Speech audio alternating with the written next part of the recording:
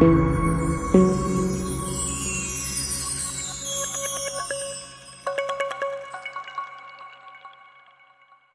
بہت پرانی کہانی ہے۔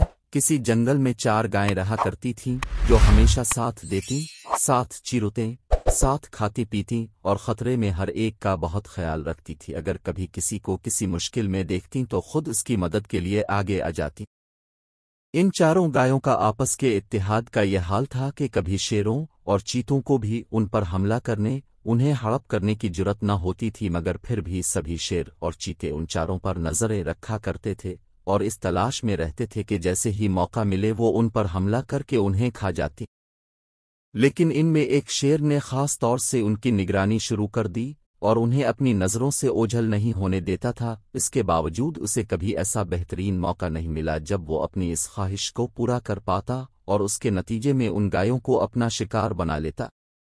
ایک روز نہ جانے کیا ہوا کہ ان 4 گایوں کی بدقسمتی تھی کہ ان میں آپس میں جھگڑا ہو گیا اور وہ 4 ایک دوسری سے جدا ہو کر الگ الگ اپنی مرضی کی چراگاہ میں گھاس چرنے لگیں۔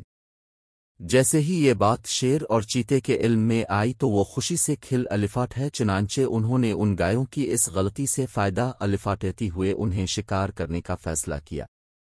کافی سوچ بچار کے بعد شیر اور چیتے نے ان پر حملہ کرنے کا موقع تلاش کر ہی لیا۔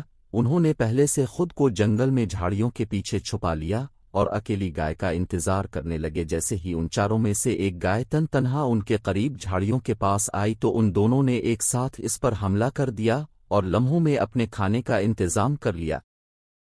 اس طرح ایک ایک کر کے 4 گائیں اس شیر اور چیتے کا نشانہ بن گئی۔ دوستوں، اس کہانی کا سبق یہ ہے کہ اتحاد میں سلامتی ہے۔ جو الگ رہتے ہیں اور مل کر نہیں رہتے وہ بہت جلد دشمن کا شکار بن جاتے ہیں۔